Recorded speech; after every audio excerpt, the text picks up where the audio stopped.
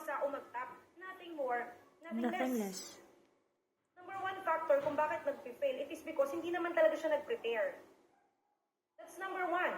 Ang laki-laki niyan. Ang laki ng factor niyan yung hindi ka prepared. Pero alisin natin yon.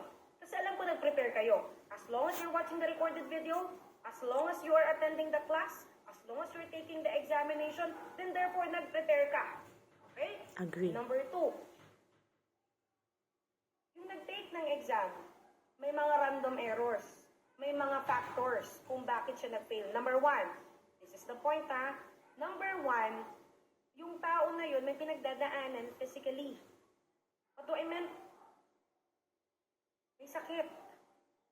May nararamdaman sa katawan. I-try ninyo, mag-take kayo ng board exam na meron kang nararamdaman na masama sa katawan mo. Again, hindi ka makapag-focus, it is because you are preoccupied sa nararamdaman mo. Number two, nag-take ng board examination pero hindi kumain.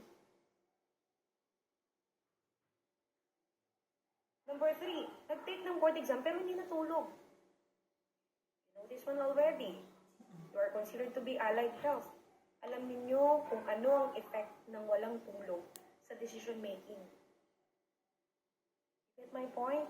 Try Yes. ninyong hindi matulog ng 24 oras as mag-take ka ng board exam kinabukasan.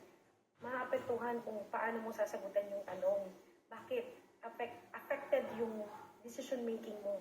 Hindi mo masyadong maintindihan yung tanong. Kasi pagod yung isip mo, hindi siya nakapagpahinga. Number four, yung nag-take ng board exam, mataas ang kanyang test anxiety. Kaakibat niyan, mataas ang kanyang stress. Ba't ka ba na-stress? Hindi ka nakapagpahinga. Ang dami mong kinukonsider na mga bagay na uncontrollable. Yung tipong malapit na yung board exam, pero ang dami mong pang gagawin. That's what we call stress. Hindi mo pagkasya, nababurnout ka na. Tapos ang taas pa ng test anxiety mo. Pag pinagsama-sama mo yun, ito yung mga nagiging dahilan kung bakit nag-fail o mababa ang performance ng taker sa board exam. And that's my main thought here in my stress management.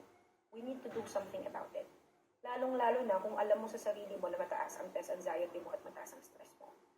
Lalong-lalo na kung ikaw yung taong overthinker. Lalong-lalo na kung hindi ka makamove on sa past mo. Ano yung past na tinatawag? Ito yung, you took the exam before. I'll be honest, I don't like to sugarcoat. You took the exam before and you failed and you're thinking that it will repeat again. No. Yun yung lagi mong naiisip. Baka mangyari ulit, nakakakaba, and so on and so forth. So there, those are the factors na kailangan ninyong i-watch out para hindi ito makagulo sa inyong performance.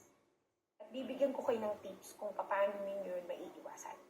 At kung paano nyo ikukondisyon ang mga sarili ninyo sa araw ng board exam. Bakit?